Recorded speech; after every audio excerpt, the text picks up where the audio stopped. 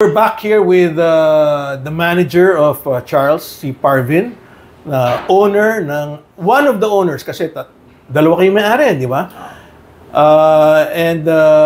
Itong lugar nyo is called the Sunrise. Sunrise Billiards. Dito po yan sa Antipolo. Hindi Antipolo to. Hill Fernando. Hill Fernando, Marikina. Correct? So kung gusto po nyong masubukan, ano bang malapit na building dito sa Sunrise? BDO, Hill Fernando. Tsaka Vivian, Tapsi ni Vivian. Okay. At saka yung mall is Santa Lucia. Santa Lucia. Yes. Santa Lucia. Okay. So, kung gusto nilang ma-try si Charles, they can also come here na makakalaro siya. Yes, of course. Anytime. Okay. So, ano oras ka naglalaro dito, Charles? What time do you normally play? PM po. Mga 5 PM po. 5 PM? Oh, galing. 5 PM hanggang ano oras ang laro mo?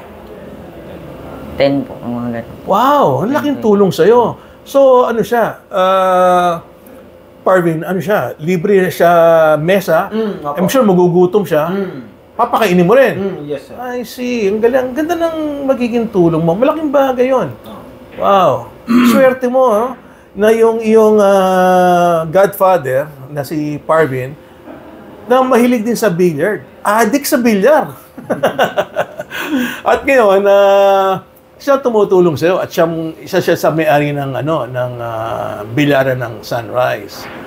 Okay. So, anong klaseng training ang ginagawa mo? Pwede mong explain sa akin? How do you train yourself? Nakikinig ka ba kay Parvin kung ano sasabihin niya? Or may sarili kang way of training yourself? Meron po ako sa sarili ko and then meron din po si Kuya Parvin po na training din po. Sige nga, sabihin mo sa akin, paano yung training ni Parvin, tsaka paano yung way mo? Kung nga rin po, is magpa-practice po kami dalawa, race to 7 po, ganun. Okay. And then yung sa akin naman po is magpa-practice po kung mag-isa mga 4 hours po. 4 hours? Wow! Mahusay na, ano yun, ensayo. 4 hours, non-stop. Galing. Di habang naglalaro ka, walang kita yung mesa. Kasi ikaw naglalaro. Ganon kabait yung godfather mo. Galing. Anong klaseng practice ginagawa mo? Sabihin mo nga sa akin kung para yung mga nakikinig, pwedeng gayahin yung style of training mo. Ang way ko po is minsan po drill and then minsan po 10 balls, 9 balls. And then pag-break din po sa 9 balls, yung ganun po, bowling na. Okay. Meron akong ginagawang training dati, bago kita i-sponsoran, it's called 17 Rock Challenge. Kailangan makaka-17 rocks ka na walang mali. Pag nagkamali ka, babalik ka sa rock 1. So, maraming gumawa nun. Sabi, sir, naka-16 rocks na ako eh. Nagkamali. Wala. Hindi counted. Balik uli sa, kailangan 17 rocks na wala kang mali. Yun ang gusto kong makita kung kakayanin mo. Pero alam ko medyo mahirap, pero kung masipag ka,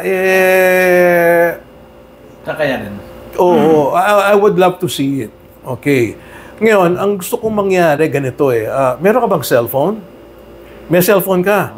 Yung cellphone mo, nakakapag-live? Opo. Okay. Sige, usap tayo pag nakasingwi na yung mesa.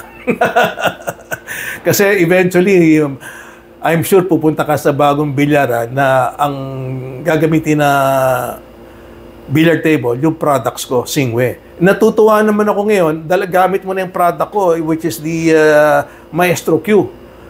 Okay, pag-usapan muna natin yung Maestro Q. Anong masasabi mo sa takong J Flowers? Okay naman po.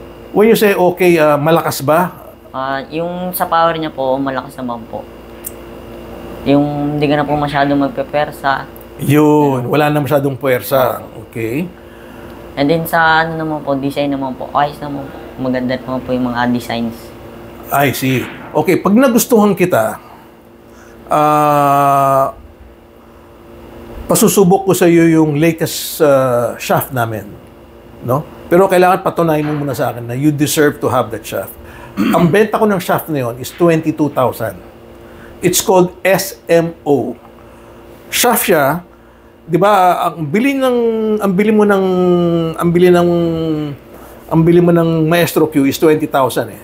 Kasama yung bat. Ito shaft lang to, 22,000 pesos. Okay? Bakit siya mahal? Because low deflection siya. Alam mo ba ibig sabihin ng low deflection? Anong ibig sabihin ng low deflection? Sa katulad po sa mga pectus, hindi ka na po masyado mag-a-adjust. Oo, yung low deflection kasi, correct me if I'm wrong, no? Pag nagpe-pectus ka, hindi ba lumilis yung bola mo? 'Di ba? Sa gigitna ulit, 'di ba? Ito, tinest nila with all the other leading brands. Wala nang banggit ng pangalan. Siyang lumabas na pinaka-lowest deflection. Lalo na pag gumagamit ka ng yun nga, yung mga tirang ano tawag doon? Pectus, 'di ba? Bumabalik siya agad sa gitna. Kasi kung hindi, pag high deflection siya, pag tinira mo gano'n, gaganon siya, bago siya bumalik, halos hindi siya nakakabalik dun sa dati niyang pwesto. Tama ba, Parvin, yung explanation ko ng low deflection? Yun natatawag na squirt di ba? Okay? So, tandaan mo, bakit tinawag na SMO yun? S means Strickland. Player namin si Strickland si Earl Strickland. Yung M, si Rodney Morris. Okay, dating champion din yon. Yung O, yun si Dennis Orcullo. Okay, ngayon may mga bago kaming players tulad ni Jason Shaw at saka ni Jeffrey De Luna. So marami may mga bagong players. Ngayon, kung papasikatin kita, willing ka ba magsuot ng J Flower shirt? Ba? Kahit pantalon yan. Okay, may tanong ko sa'yo, bago natin i-ending to, ikaw ba may passport? Meron po. Ay, may passport ka! Opo. Paano ka nagta-travel minor ka pa? Hindi pa po ako nakakapag-travel. I see, may passport ka pero hindi ka pa nakakapag-travel. Opo. Kailan na-issue yung passport mo? Last month lang po yata. Sinong kumuha ng passport mo? Bakit kumuha ka ng passport? May balak ka mag-abroad? Opo. Kasama mo si Godfather, si Parvin? Opo. Sasama na ako. Alam mo naman ako, may ligaw akong bumiyahe. O sige, i-ending muna natin to. Maraming pa tayong pagkikwentuhan. Kasi nakaka 7 minutes na tayo. Okay, maraming salamat kay Parvin at kay Charles, no? Okay.